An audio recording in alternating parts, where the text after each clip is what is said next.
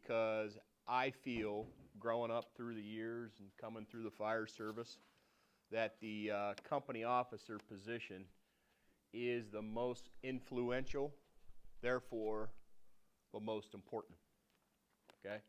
Because you live with them, you sleep with them, you eat with them, you problem solve with them, then you got to discipline them sometimes, okay? So it's a tough job, but I got all the respect in the world for company officers.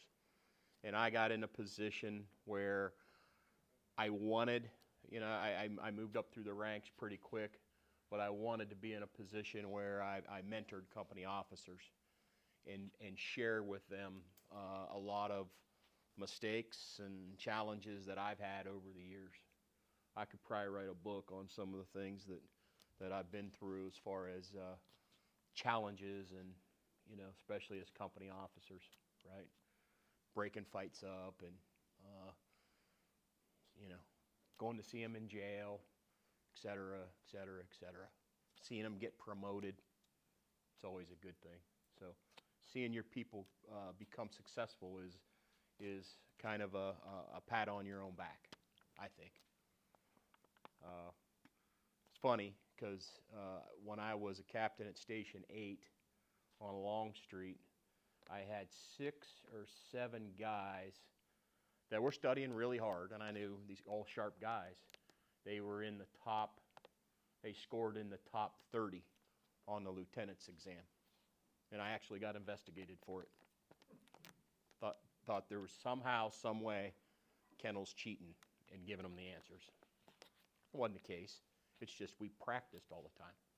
So, anyway, Jim Cannell, just retired, 32, almost 33 years with Columbus.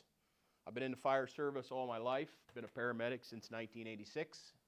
Probably some of you weren't born then. Anybody not born in 86?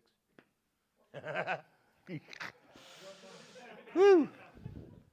So, taught a lot of the guys. I was just speaking Delaware County Fire Chiefs Association and looked out there, and there's probably 3 or 4 that I taught their first fire class. So, man, I'm getting old. But I still feel like I want to stay in it. I'm in it. I'm still in it. Porter Kingston Fire District, where I live. I'm still one of those guys that get paged out at night and get up out of bed and leave the dinner table and drive 100 mile an hour down the station. Not really. Just kidding. 55 mile an hour down to the station, jump in the right front seat of the fire truck or drive it or whatever and go out and do what we need to do. Not too many fire departments are in that situation anymore in Delaware County, but we still are, because we still have a lot of people that are really into the job that do it on a regular basis. So like Matt said, I was the ops chief for 5 years in Columbus under Kevin O'Connor, the last chief, and deputy chief on one unit for 5 years. I tell everybody I spent 5 years at every rank. Okay, lieutenant, or come out of being a firefighter pretty quick.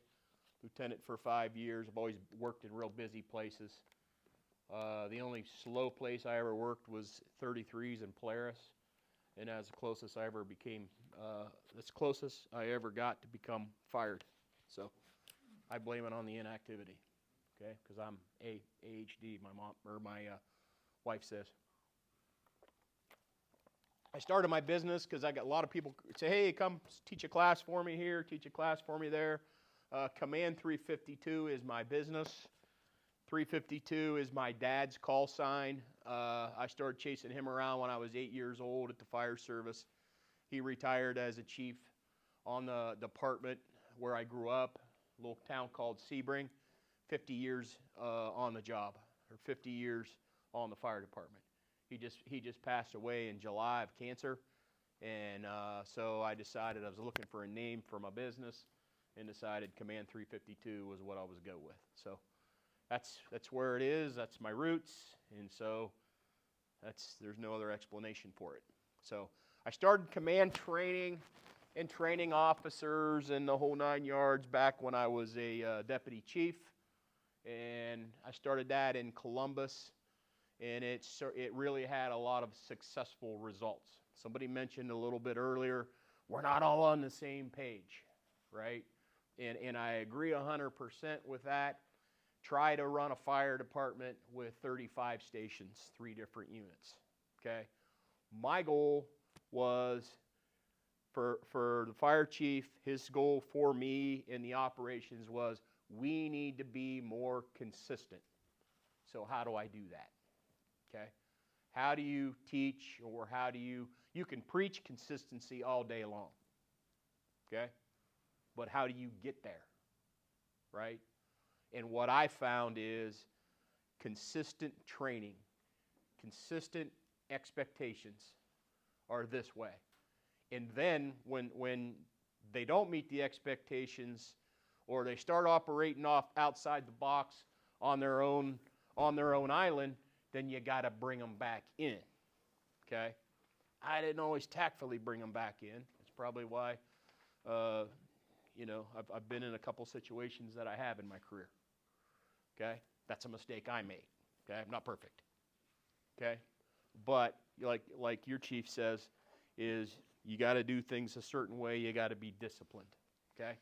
And I get down in the dirt, nitty-gritty as far as language goes, okay? I heard you mention it. Level 2. Our people don't know what that means. On deck. Our people don't know what that means. Okay? I know what it means because I studied blue card. But in my world, everybody hates blue card because they know nothing about it. There's really 2 terms. On deck and level 2 staging. Right? That's it. So if that's the only thing we're not on the same page with, holy shit, that's good. Okay? Fill out a 1-page. The difference between your command and our command. The difference between your command and blue card is this.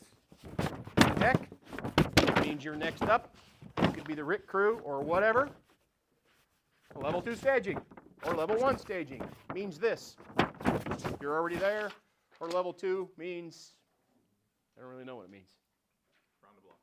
Round the block? Okay. So that's it. Pretty simple. So I get very, sometimes I get off on a tangent here.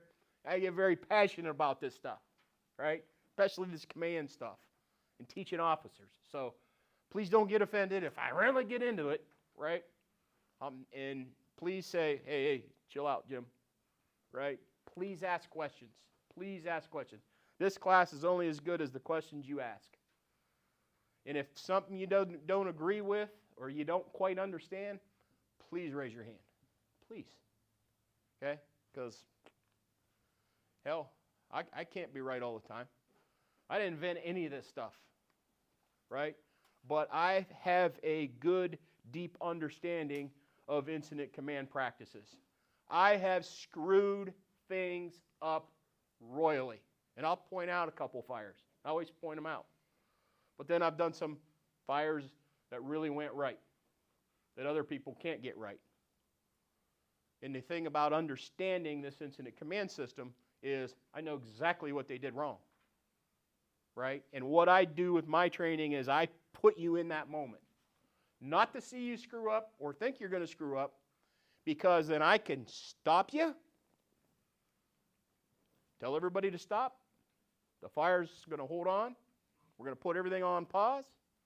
All the people that have all the scripts that are going to make all the mistakes by script, hold on a second. We're going to back up. I've been in this situation. Here's where things went south for me. Here's what I want you to do different. Try this, please. Okay, start back up. Start the fire back up. Start the interaction back up, and go from there. That's where we want you to screw up.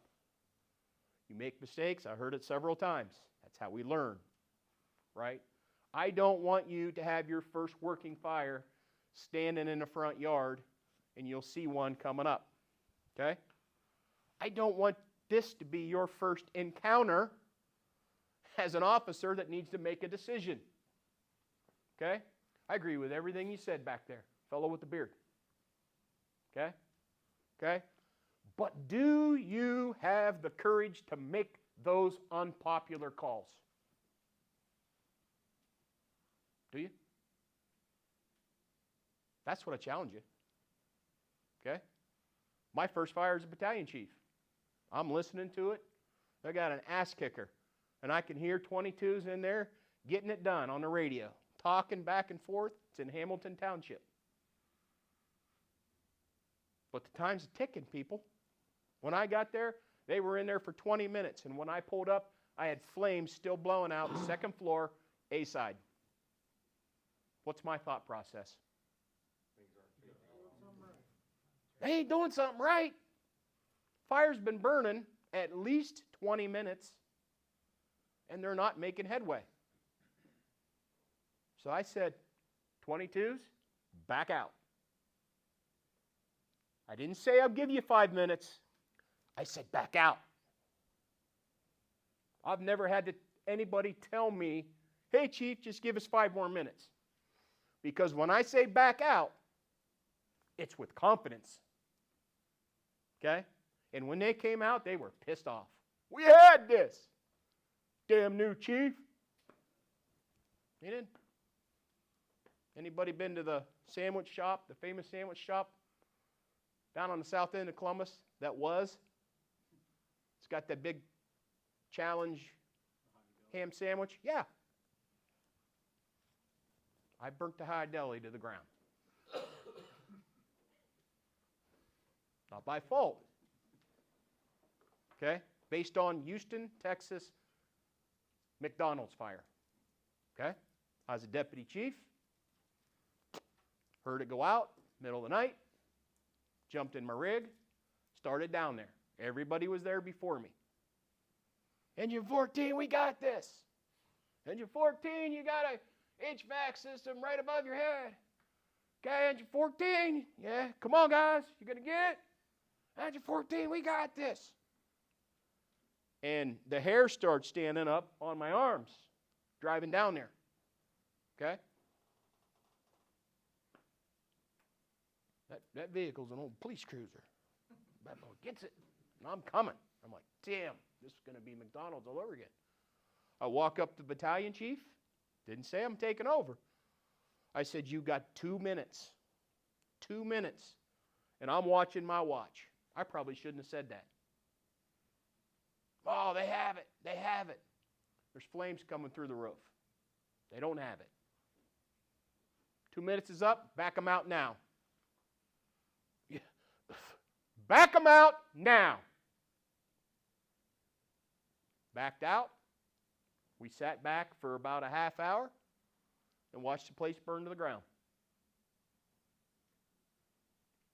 HVAC system didn't fall in. I guess, did I make the right call or the wrong call? Yeah, exactly. You know what they did a week later? Bulldozed the place. And they're living in retirement right now because they sold it to a fast food restaurant. I didn't want to burn the place down, but I didn't want to see a firefighter killed over it. And that's exactly what happened. Those are courageous decisions that you got to make. Pull up on this. What's wrong with this? No shoring. Okay? I have heard about more trench rescues in central Ohio that didn't have shoring down, and people are inside of it just like that. And I'm telling you right now, I don't think we teach anybody that. Mm-hmm. Congratulations. What's up with the 45-degree struts? Okay? Now, something else I want you to look at. What's this?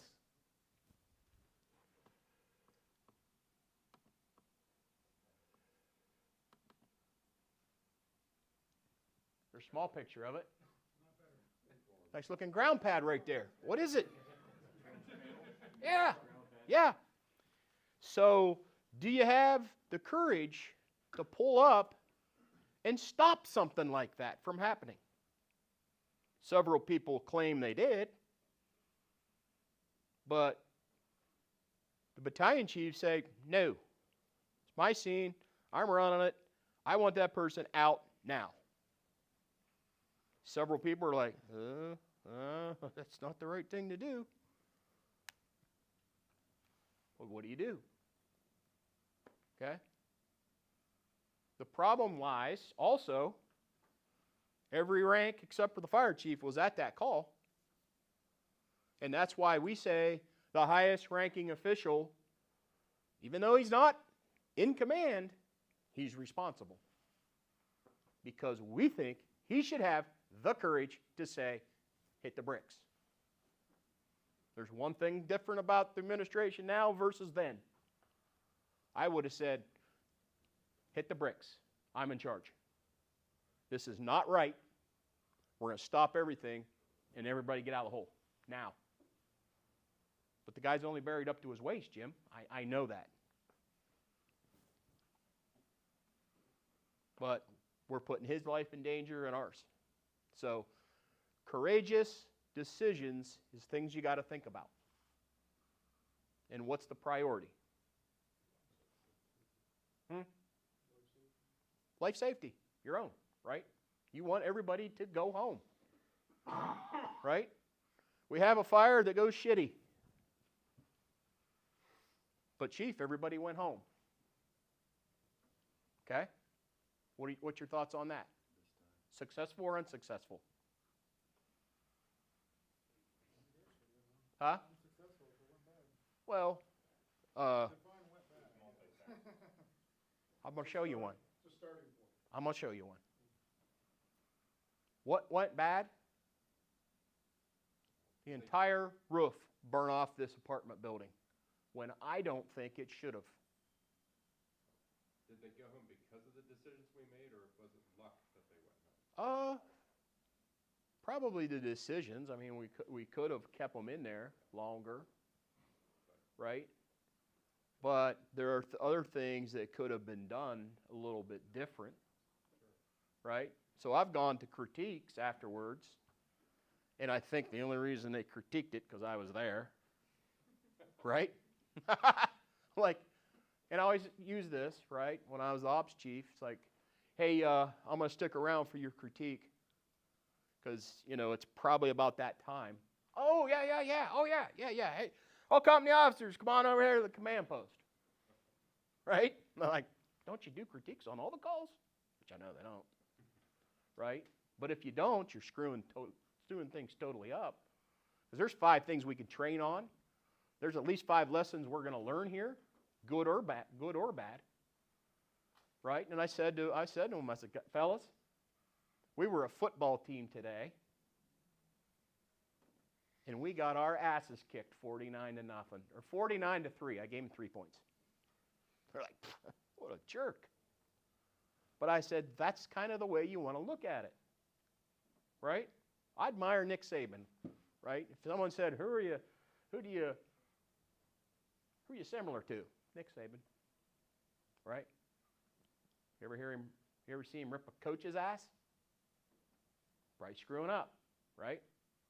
Guys respect him because he holds the standard a certain way. That's the way we get consistent, right? But the key is the company officers and trust each other. And so that's the first thing I wanted to show you was you need to be willing to make that unpopular decision, right? It's obvious when we pull up, we're going to take a line, we're going to win this fire, and everybody knows the line we're going to take. Everybody knows we're going to go in there. Everybody knows we're going to search that. But, hey, at what point do you pull people out? Or what point do you say, no, back off, right? Because, people are going to listen to you because they have to. But the big thing is just being able to make those calls, okay? So let's. I'm going to open up with this because a lot of things were on a company officer on this, and I don't want you to try to research. And I'm not going to mention the place where the fire was. Some of you probably already know, right? But the fire chief called me up and said, Jim, I said, I know you were there. I heard you got some pictures. And I was on vacation. He said, but shit hit the fan on this one.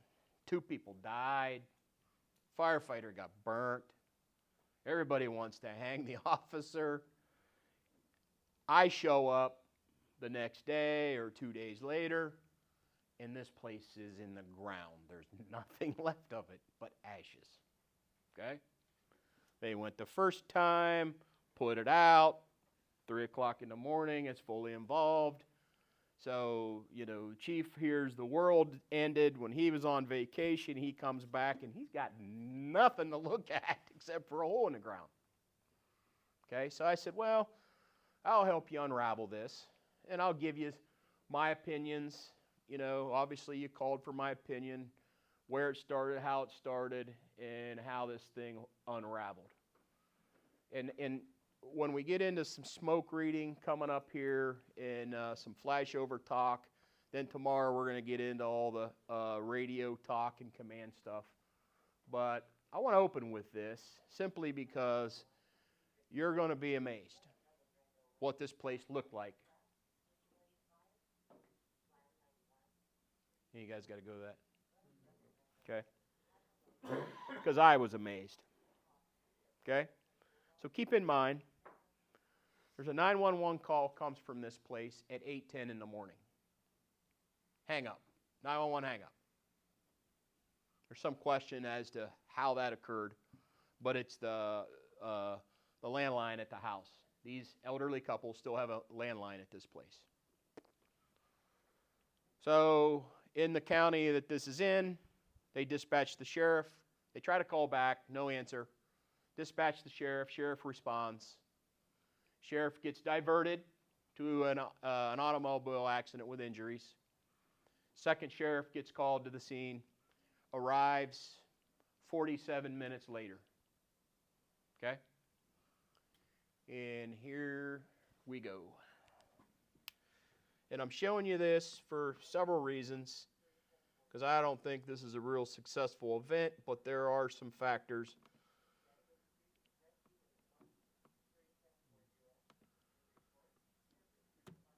You're from this area, please. So there's the house. After the firefighters have been there, it's about noon.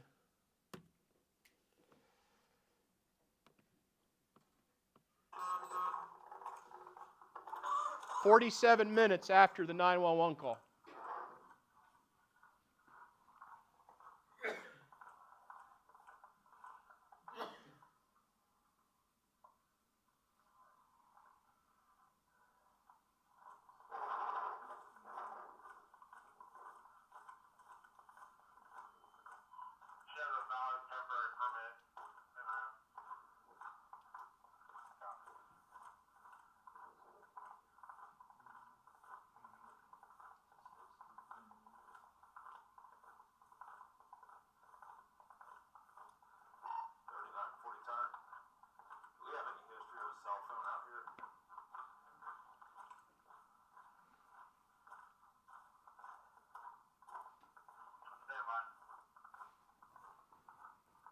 See this?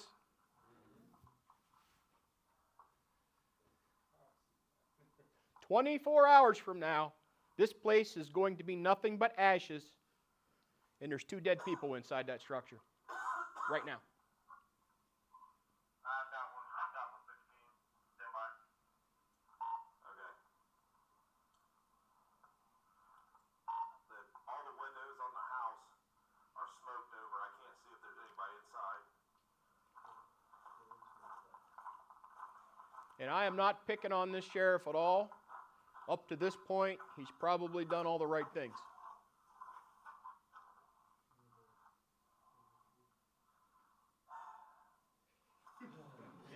Yes. Decision.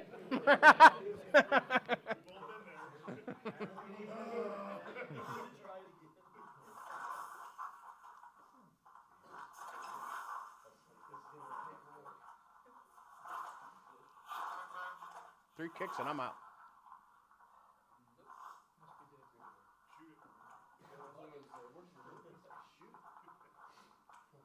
Can we assume he started the fire department at this point? Yeah. I was hoping. It gets better. It's a little bit more action-oriented here. I think this is, for some reason, it's replaying. Yeah. It'll still go fine. The projector will go in and out. Okay, here's where it gets good. Caretaker shows up. Elderly couple's caretaker. He'll turn it on here in a minute. Watch the door. Watch the door.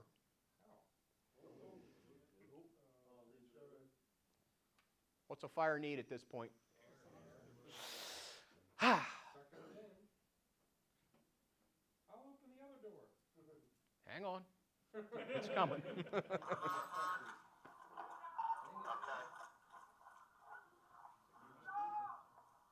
Where's their bedroom? Hold on.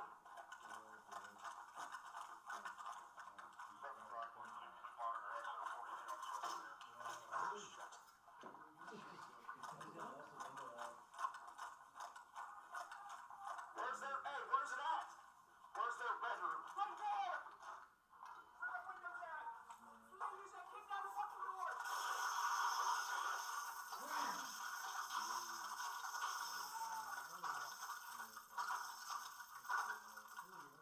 Hey! Can you... Joe! Come on! Joe! Joe!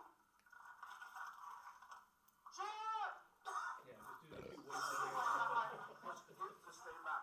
Fire department arrives at 9:07. I can't even fucking see.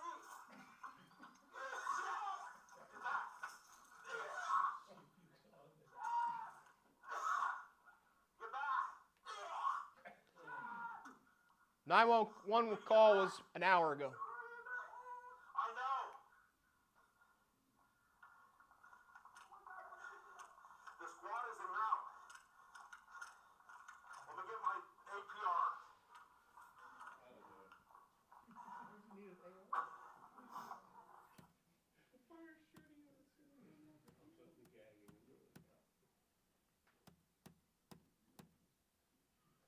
Okay. So everybody got a kind of a picture what we're looking at here?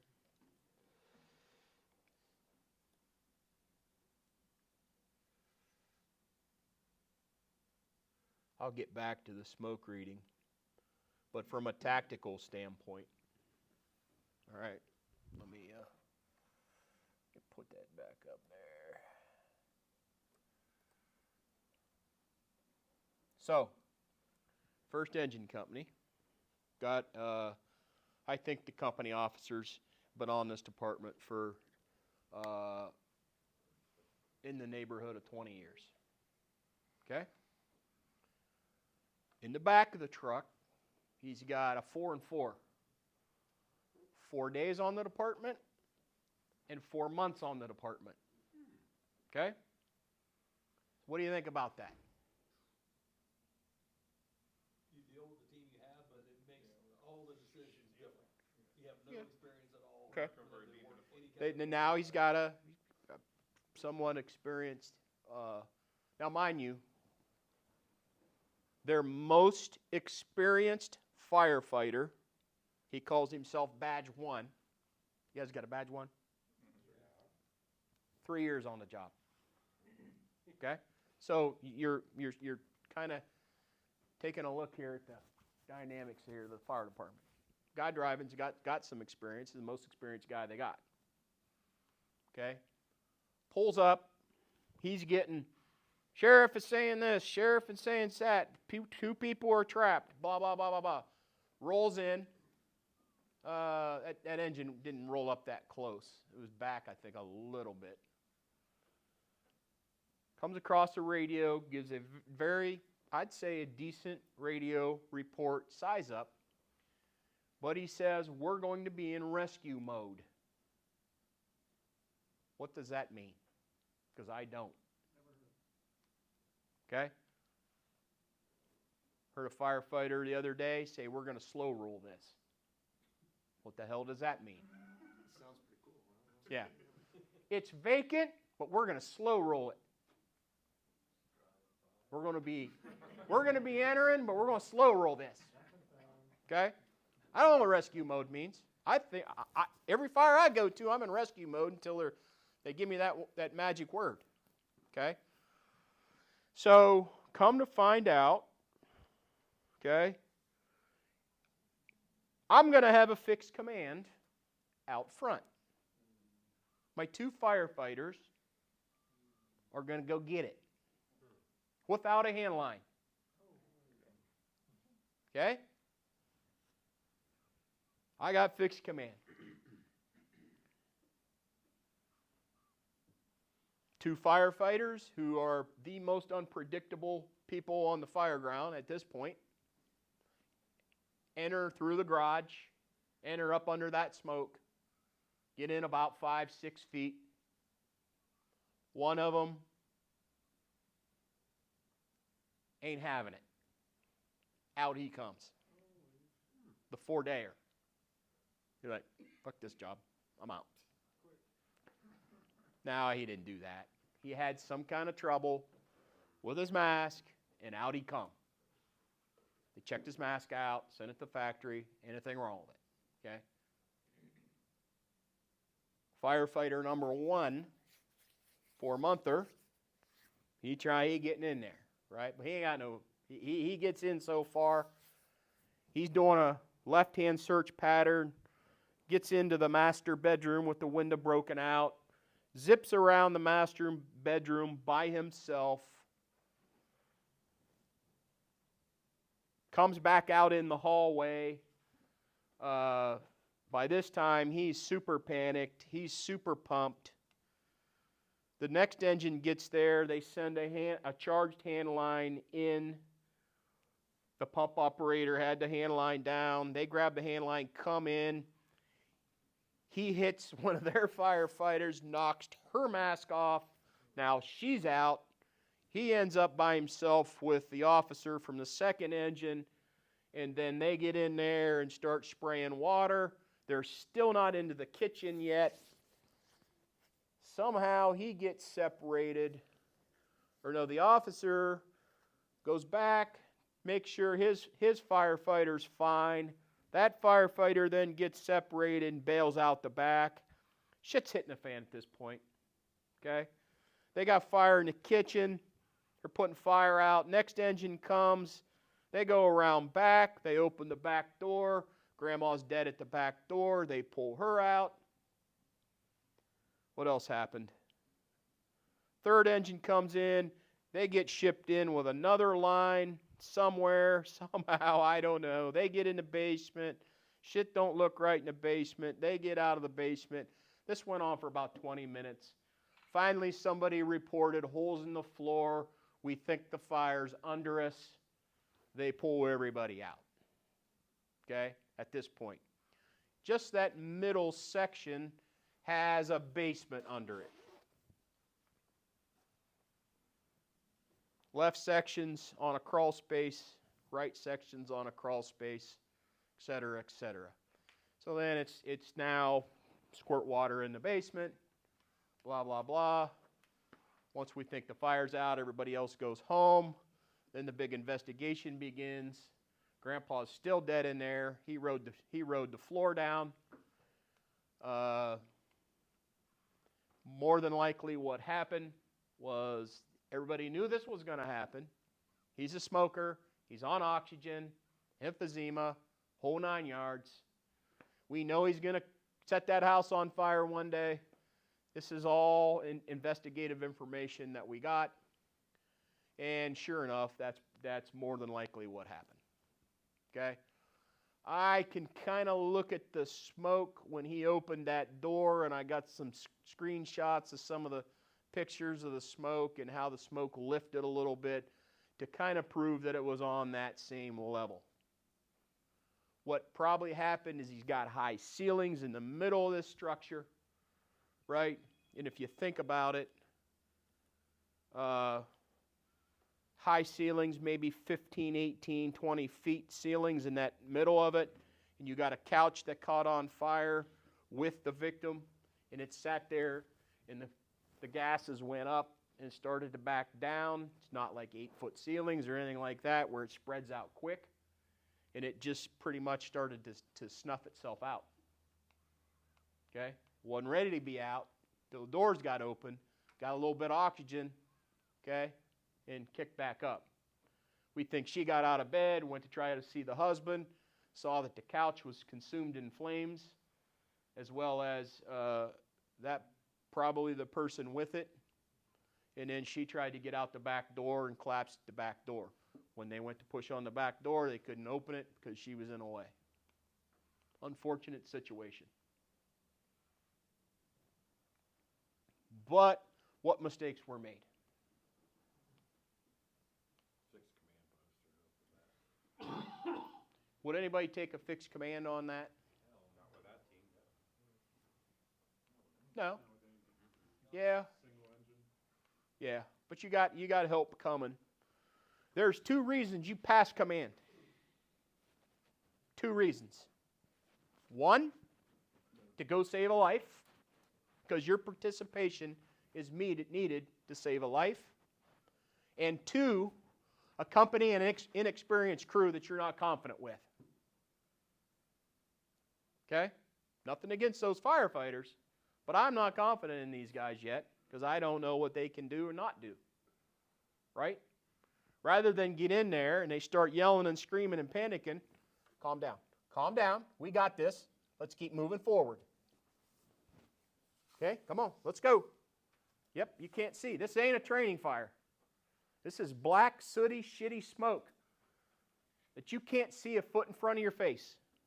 This is zero, absolutely visibility. Okay, it is what's killed these 2 people. Okay, she was dead long before that. She'd been breathing this stuff for an hour.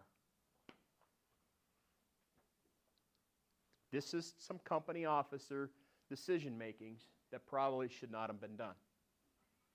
Well, I didn't send them in with a line because we needed to move quick. Who can debate that? Until you run into fire, then what are you going to do? Walk through it? Don't do that. Don't choose not to take a handline in a fire today because you want to move fast. What are you bound to run into when you're in there? It's a fire. The bad guy, right? Just like you don't take a gun or go without a gun to a gunfight because you want to move quick. Okay? What's the advantage of having that line if you do get in there and you do panic and you're in deep? You can follow it back out, right? That's what we do. We can hit fire while someone else goes and grabs the victim and buy us time. All those things we kind of know in common sense. But this officer didn't wake up in the morning and say, you know what? I'm going to have the fire of my life today. I'm going to screw it completely up and do everything against the way I was trained. Didn't really know better. Didn't quite understand command. Who's he in command of? For the first 5 minutes. 2 dudes. Right?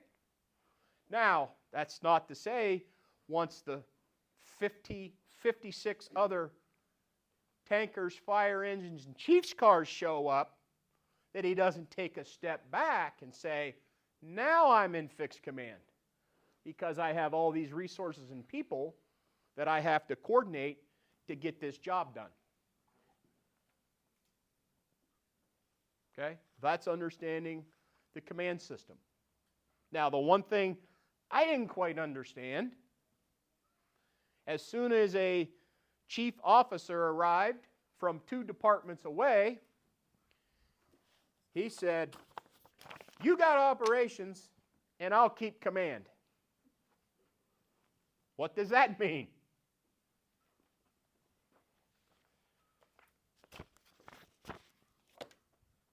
You make all the tactical decisions. Tell me what you need, and I'll relay everything to the dispatcher. When he gives operations away to Chief Rebel, what's my span of control? 101. What's his span of control? 1 to everybody else.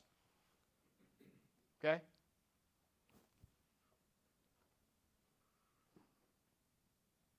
I've been on one incident in my life where we needed an operations chief. World Trade Center after 9/11. That's it. Why do we get other chiefs involved? Why do we make divisions and groups? To solve our span of control. Because 18-1 is not safe in our business. And that's what I'll talk about a little bit tomorrow. But I just wanted you to see this. Now we're going to critique it. Firefighter 1 got burnt, bailed out the back. He's hurt. He's now on the way to hospital. Right? Everybody wants to fry the officer. Right? Chief's like, well, I don't know what if I can do. Do I fire him? Do I, it's like, calm down. Nobody needs to be fired over this. But people need to know what their expectations are. I just had the crew to our in-service training at Porter Kingston. They're like, our policies now is to pass command every time. Wonder how that happened. Well, because that's what we do. At least that's what our expectations are. My expectation in my battalion was this. Let's keep it simple. They're like, Chief, do I do mobile command or do I pass command or what do I do? I'm like, if it's an obvious working fire and you're needed to go put water on the fire in the right place, pass command. How about this? If it's a worker, pass command. Period. Because if you don't say pass command, nobody's going to take it from you until that guy arrives in the SUV. Period. Because the way our staffing is today, most of the time you're one with a newer person on the back of the truck or 2 new people on the back of the truck. That's just the way it is. So if it's a worker, pass command. What's that mean? Next driving officer takes it. You have to say what it means. You should know what it means. What's it mean to the next guy showing up? Yeah. It is a code word that someone showing up next needs to pass, needs to take command. Now, what I found is that third officer is the most effective person taking it because he's really the RIT officer anyway. His crew's supposed to be the RIT team anyway, if they're disciplined enough. So second arriving officer pulls over at the hydrant. Third arriving engine passes them, gets their RIT stuff and come up if they're doing things right. And he's the best person to take command till Chief gets there. And I'll let you listen to a fire that went almost perfect. Now, there were some problems, but they dealt with it in the correct manner. So I got all these things to share with you. Hopefully I got enough time to get it all done. But I wanted to open up with that to get you thinking. Okay? This is a Buckeyes versus Michigan. Michigan kicked our ass day. In my book. Okay? Now, they didn't beat us 100-0, but they beat us pretty bad. And this is a defeat. But defeats you learn from. Okay? There's 10 things I can take away from this to train on. Especially if my senior guy's only got 3 years. Right? Thoughts? What's your thoughts? I mean, what was the officers thinking of taking command like that? Is that something they normally do, or is it? Yeah. Kind of was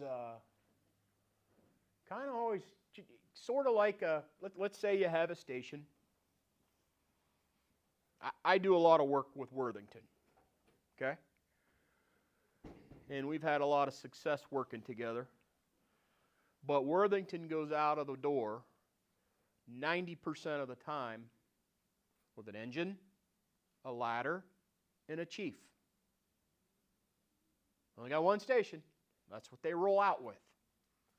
When you get used to something like that, now you're thrown a little bit of a curveball where you're by yourself, right?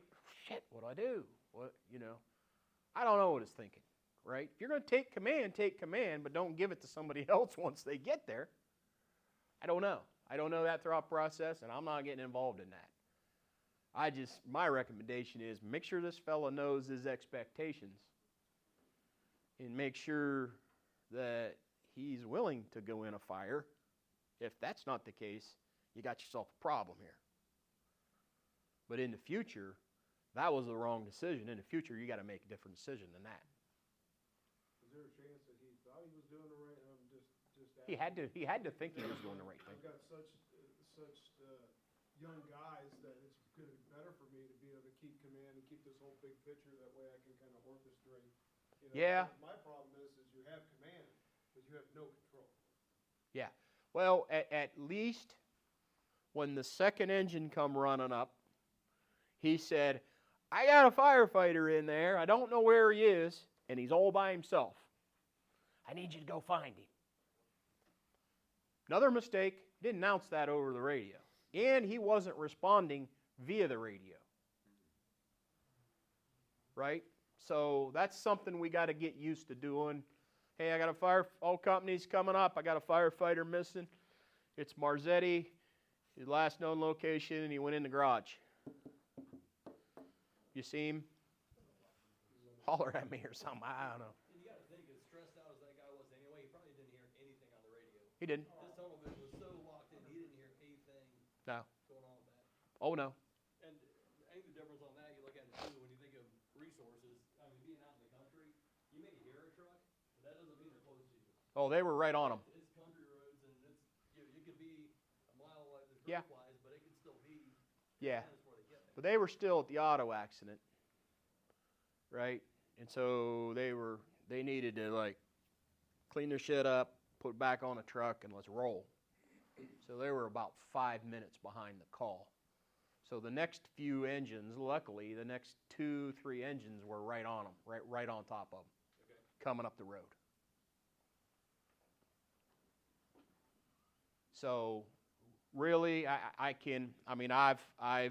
tried to think of a logical reason why this would happen, but needed to, based on the scenario and what he had and the people he had, he needed to get in there with them, right? And we run into that a lot in Columbus. The overtime situation's so dynamic. You don't know who's coming in. This brand new person comes walking through the door. They could have a couple weeks on company. You don't know that. But you got to ask them, hey, where you work? What class you out of? The last one? Yeah, okay. This person could not have, may not have ever been on a fire yet. So, okay, you stick with me. You stick close to me. You're in the back, and where I go, you go. Okay, I'm going to hold your hand. Right? My kid's on that apartment, and when he first got on, him and his buddies were working trades. He worked a trade at Tens. Right? He'd been on company maybe 2 weeks. He showed up, and the officer's like, who are you? Yeah, John Cannell. Oh, okay. Better get this one right. Yeah. Hey, you're going to have to do me a favor. Right after we check the trucks, we're going out back, and I want to see you pull that 1 3/4 top bed. And I want to watch you do it. Because if you don't do anything else, it's only me and you on there. I get to make sure you can do that. Because I'm going to jump off the truck, head and get my 360, and I want to make sure that nozzle's down and ready, waiting when I get back around the house. I'm like, hell yeah. You don't hear that too often, but that's the way it is. Good job. question them, talk to them. What have you learned so far? You know, there's simple things you can do. You don't really deal with that too much, I don't think, here. Or do you? You do have 5 stations, so. We have new people, a lot of TTs, we're overtime. Yeah. like You got 25 part-timers shifts. too. Yeah. So it might not be the experience, but it's just the crews working together that you're missing. Just some of that intuition that a crew can build.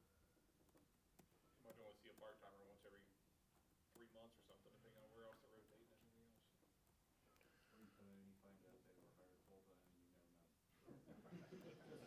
That's happened. Here's one thing I wanted to point out.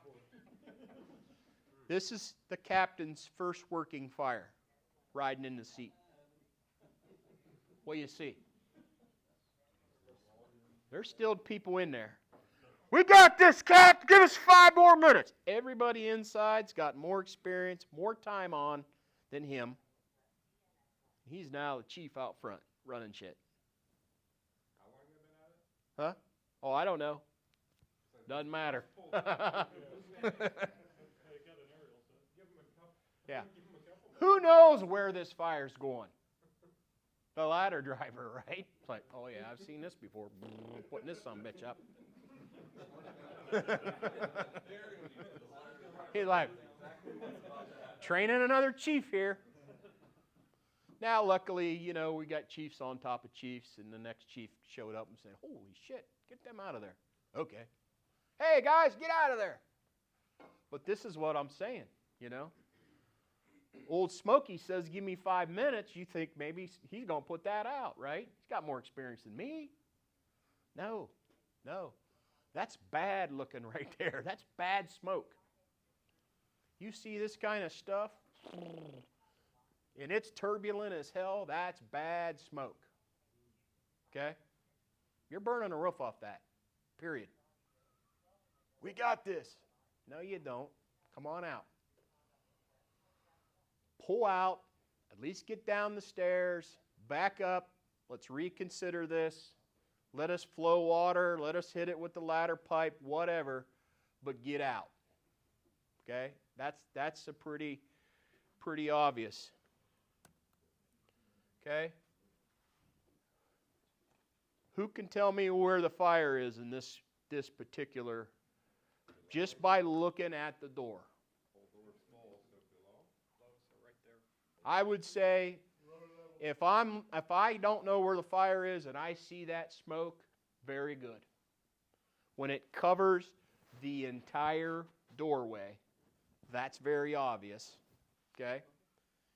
It's below you. What if it's not below you? That's okay. Thinking worst case scenario, right? What do I do with my clicker? Let's look at this one. This one didn't go so well.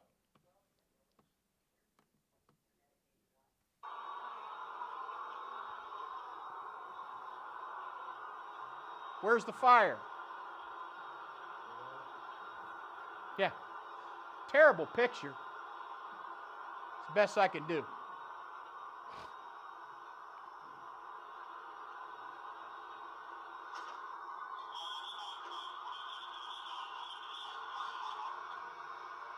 What's the fire want?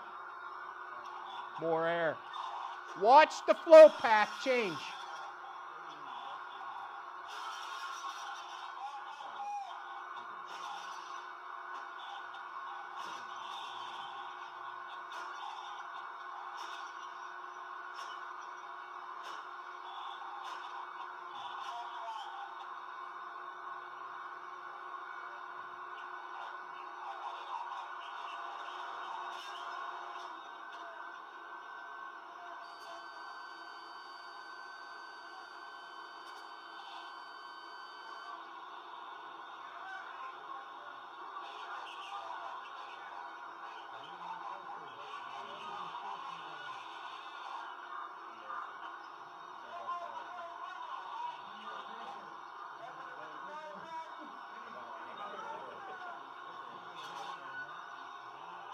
It didn't get any better. Okay? That was a basement fire. The flow path was up the stairs and out the door. Now, you may get a little bit of sucking in low if that's the only air vent that's occurring in a basement. But for the most part, it's going to cover that whole door. This also was a basement fire. Watch the smoke. It doesn't split.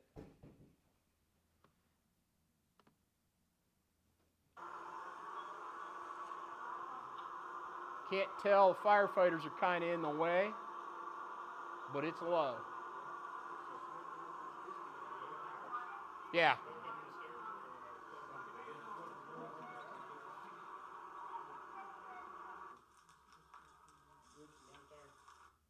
Yeah, we found it. Basement fire. Look at the top door. Bottom door, same way. You can't really see it.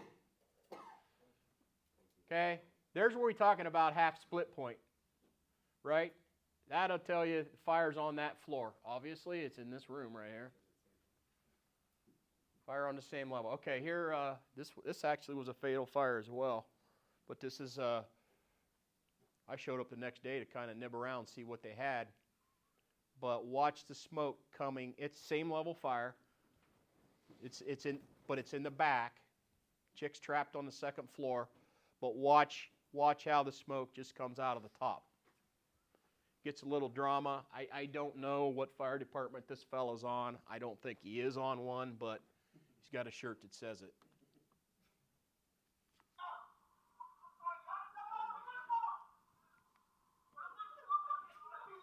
Watch when he first pops the door, okay? And this happens, right? You walk up, you really don't know where the fire is, boom, you force that door. Don't be fooled by, because you're going to get a complete floor-to-ceiling puff come right out at you. Give it a couple seconds. Then watch what it does. That's when you tell, because otherwise you're going to think it's a basement fire anyway. Think about a fire inside of a box.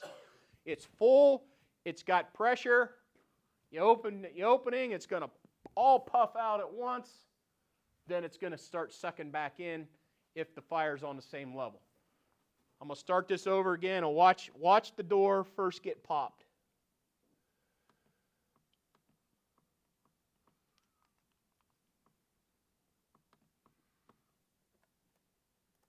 Knock it off. See it?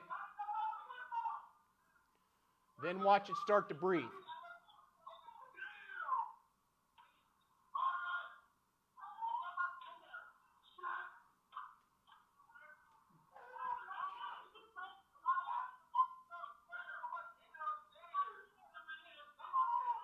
See how it's split?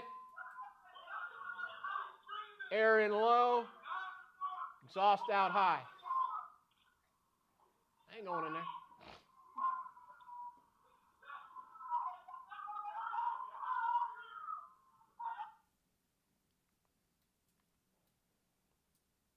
Same thing here. I mean, this is pretty obvious, but if you didn't have this, you didn't know where the fire is, this guy's not really in smoke, it's just sucking in right there. Same level or possibly above. There's nothing down here. This could, if this sucks back in and heads upstairs, I mean, that's not a hard one to figure out once you get inside. But the point being is, everything's open here. Wrong way. Okay, here's that long road. Okay? And I've gone over this several times because there was some thought that the fire was in the basement. And I disagreed, and I needed to make my point here. This is right after the officer kicked that door open. Okay? The box was full. It's been filling up for the last hour. It kind of all gushed from floor to ceiling. And then look what happened.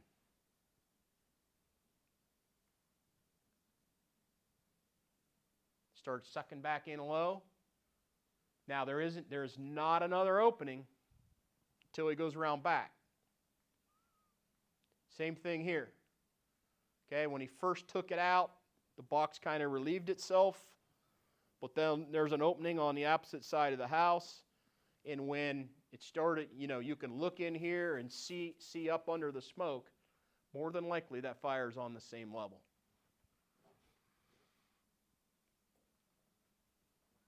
Then when he opens the slider, look at the grayish, more grayish smoke coming out high.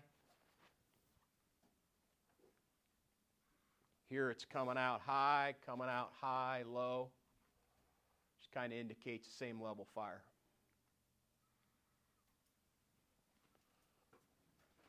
That's my first consulting gig. And if they pay like that, I'll be broke before long.